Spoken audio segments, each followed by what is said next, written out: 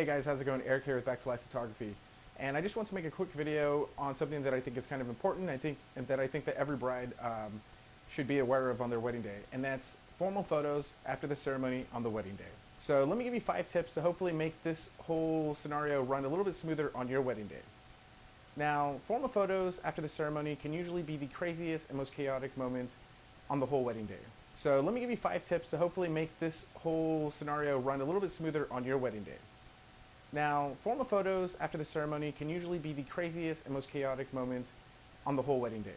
I usually tell my bride and groom that after the ceremony and after those group photos and the reception starts, it's pretty much smooth sailing from there. Now let's go over tip number 1. Let's make sure everyone is on the same page.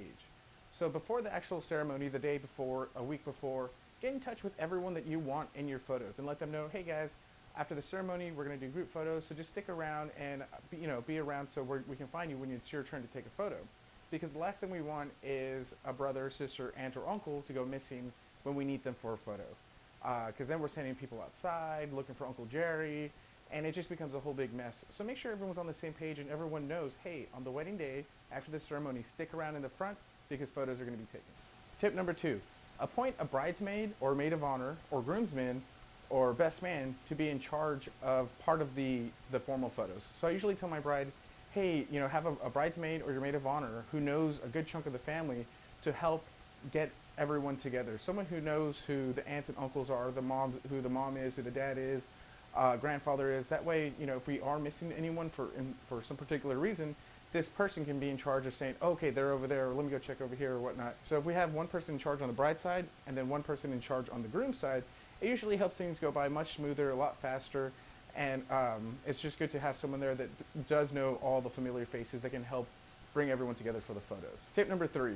Now this is something that you hopefully will go over with your wedding planner, but after the ceremony, all the bridal party needs to know to stick around. The last thing we want is them going outside to smoke a cigarette or anything, so make sure that right after the ceremony, when you're walking down the aisle, to just go ahead and circle back around all the way back to the front. Make sure everyone stays there, because usually what we'll do is we'll do the bridal party photos first and knock those out before we start any family. So make sure you wrap around after the ceremony.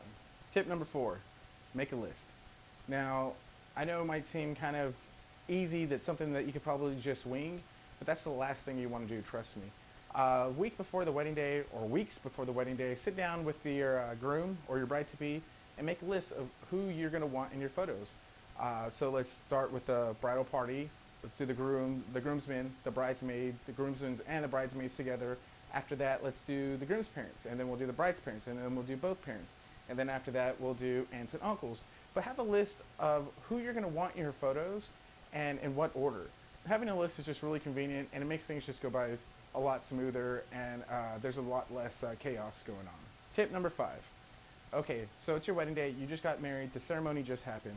Believe me, everyone in that church is going to want to congratulate you. They're going to want to hug you, shake your hand, and hold you and say, oh, congratulations, I'm so happy for you.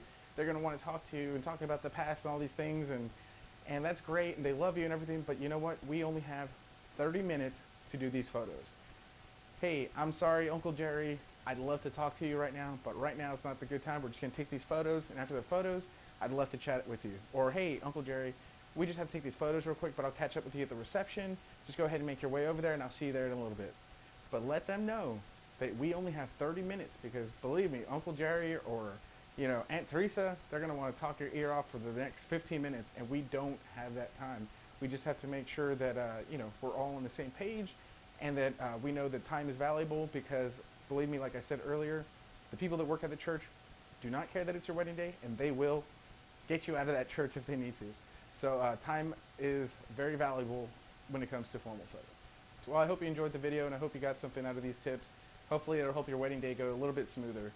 So once again, my name's Eric. I'm a wedding photographer here in Corpus Christi. And if you have any questions or you'd like to have a discussion, leave a comment below. Thanks a lot. Bye.